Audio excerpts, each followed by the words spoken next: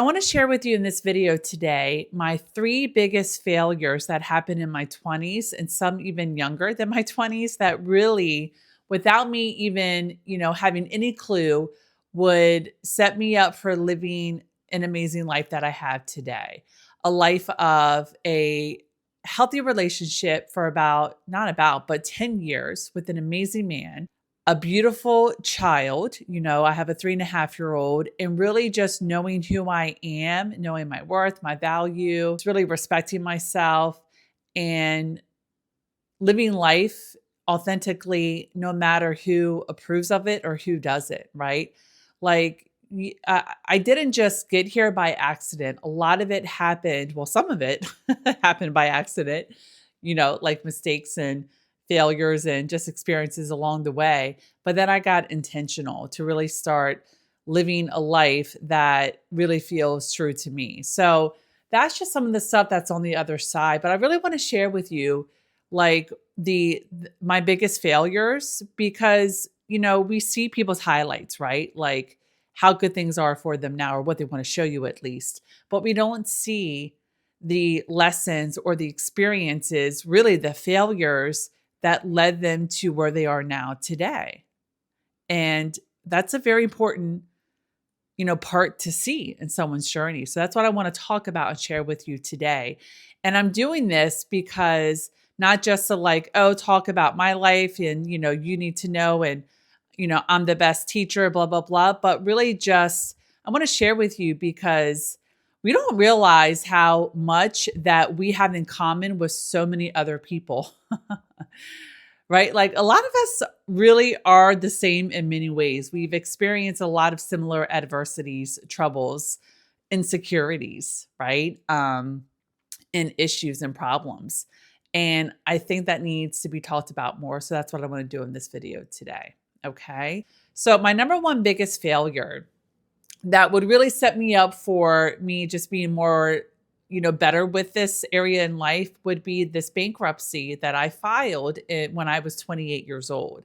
42 now. So what was that? 12 years ago, I filed bankruptcy. And here's why.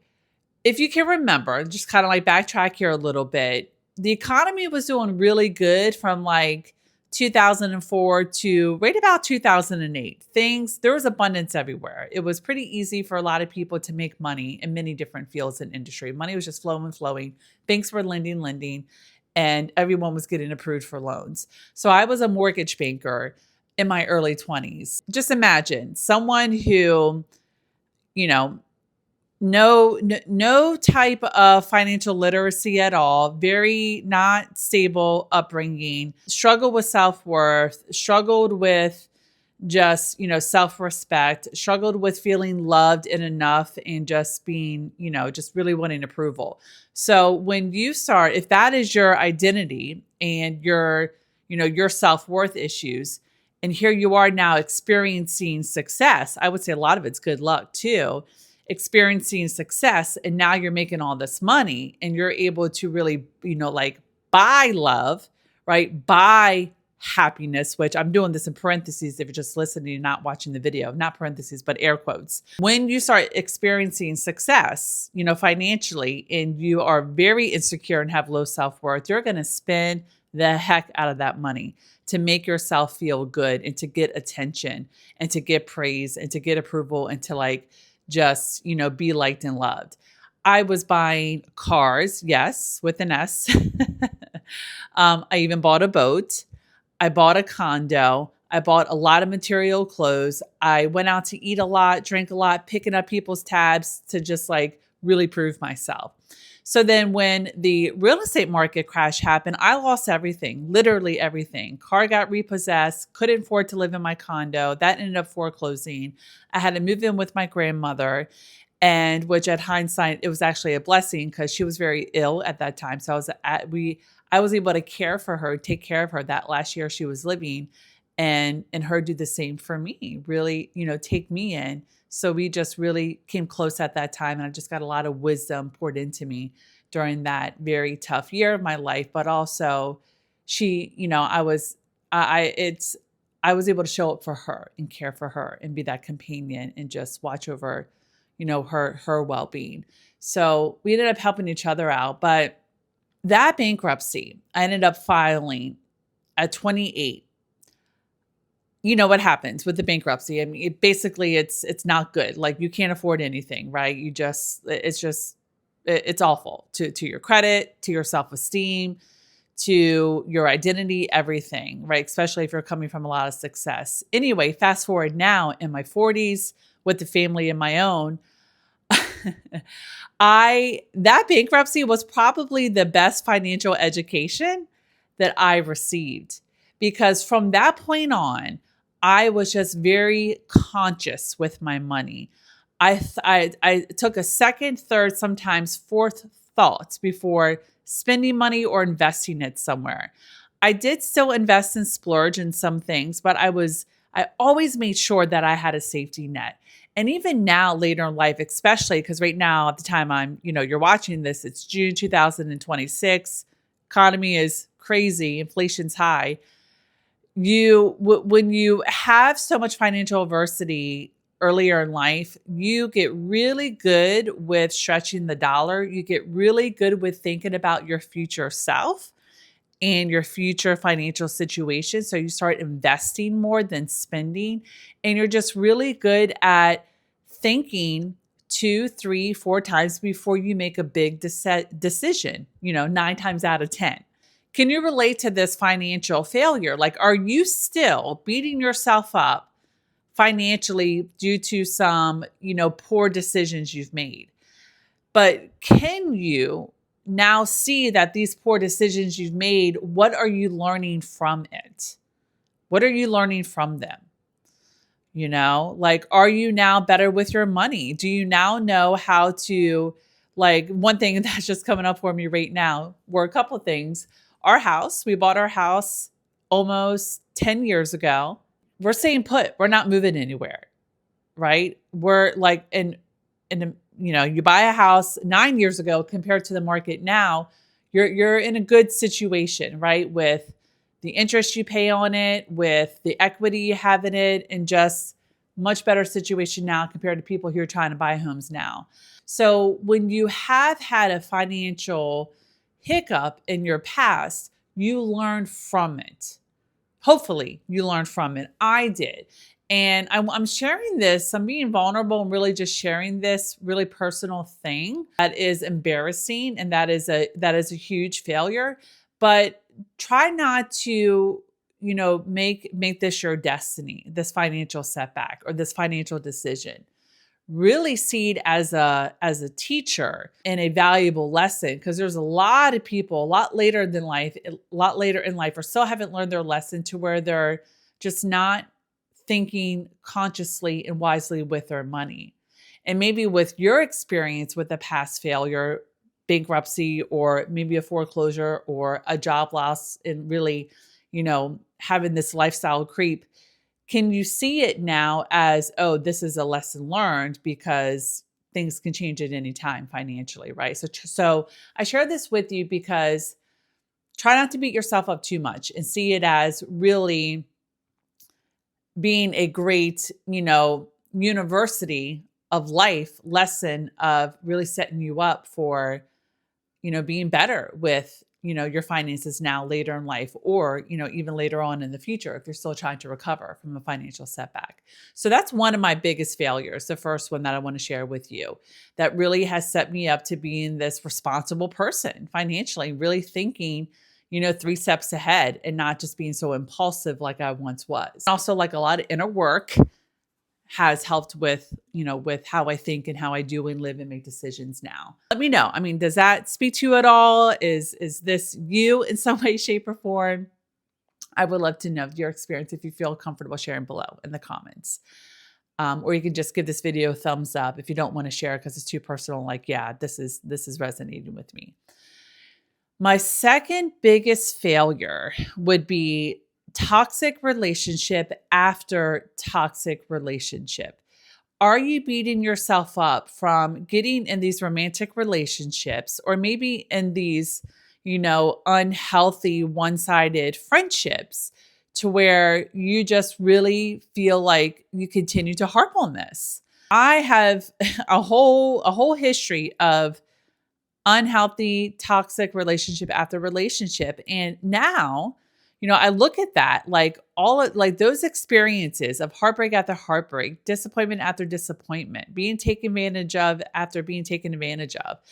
And which led me to, doing on my healing journey and getting coaching and doing the inner work and, changing my habits and changing my ways and, changing my perspective and really learning.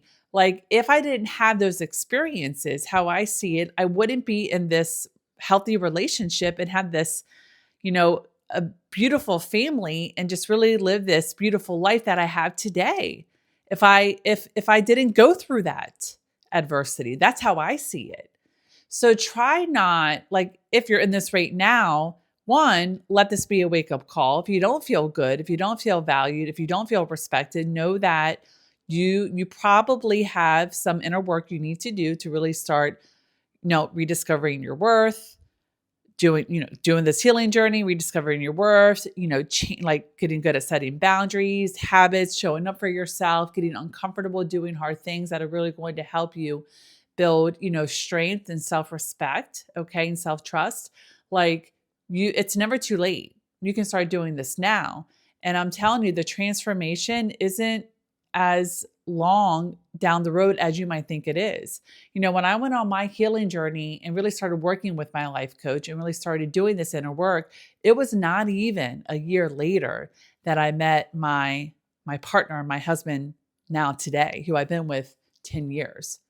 I met him not even a year later after doing this inner work and taking responsibility and accountability for my life and how I was showing up. Just because you've had these past experiences, or maybe you're in this, toxic relationship now, doesn't mean this has to be the end all be all. This is it. Doesn't have to be.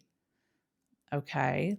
Just got to be willing to get honest with yourself, do the work, get uncomfortable, make some challenging decisions, and then the transformation just unfolds one small baby step at a time. And before you know it, just your outside world starts changing dramatically for the better when you get out of denial and when you get out of just settling and you start doing the things that you need to do to create the life, okay, relationship that you really want. These failed relationships after failed relationships, it really was a good, again, life relationship dating university to now give me the degree that I have, today, of which is the relationship and the family and just the day-to-day life that I get to experience now today, which is very fulfilling. Not every day is perfect, obviously, but it's really good now. And I think it's because I've had the opposite. And then my third biggest failure that really has, ended up being a great win and just a great experience now is, I can't even say it's like my failure that I did, but really it was the childhood upbringing, being brought up in an environment of, parents who struggled with addiction, who just abandoned and neglected their kids. And it was just a lot of adversity. Going through that, and again, it's not like my failure. It's just, the hand I was dealt. I was helpless. Your child, you are where you are. But going through that experience through my young years and then to my teenage years, and then, having that play out in my 20s, and then, doing the work to heal and create new concepts and beliefs and a new identity. And then, now becoming a mother myself later in life, I learned so much of how, of the things that I didn't want to repeat for my child.